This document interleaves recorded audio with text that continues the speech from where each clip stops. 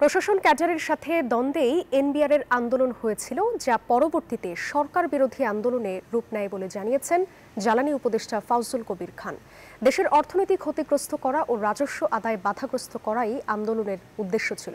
রোববার সচিবালয়ে গণমাধ্যম কর্মীদের সঙ্গে আলাপকালে এসব কথা বলেন তিনি। জ্বালানি উপদেষ্টা বলেন, এনবিআর সংস্কারে অধ্যাদেশের শব্দ চয়নে কিছু ভুল ছিল। অধ্যাদেশ সংশোধন করতে নীতিমালা করা হবে। জাতীয় রাজস্ব বোর্ডকে দুটি বিভাগে ভাগ করা হয়েছে। এর মধ্যে একটি রাজস্ব নীতি বিভাগ ও আরেকটি রাজস্ব বাস্তবায়ন বিভাগ। এই দুই বিভাগেই সচিব সহ ঊর্ধ্বতন কর্মকর্তাদের নিয়োগে একটি নীতিমালা করা হবে। প্রথমে একটা নিরীহ আন্দোলন, একটা ক্যাডারের সমস্যা, ক্যাডারের প্রসপেক্ট, তো পরে এটা কিন্তু সরকার বিরোধী আন্দোলনে পরিণত হয়েছে। আমরা দেখছি যে এইটাতে অর্থনীতির ক্ষতি করা এটার একটা উদ্দেশ্য হয়ে পড়েছে এবং রাজস্ব আদায় বাধাগ্রস্ত করা এটা হয়েছে।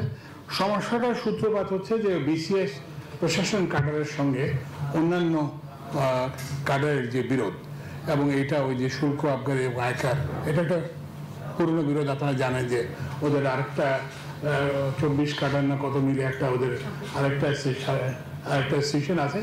তো এইটা হচ্ছে মূল কারণ। বান্ডেল থাকলে প্রতি সেনমানিতে টাকা বাঁচবে।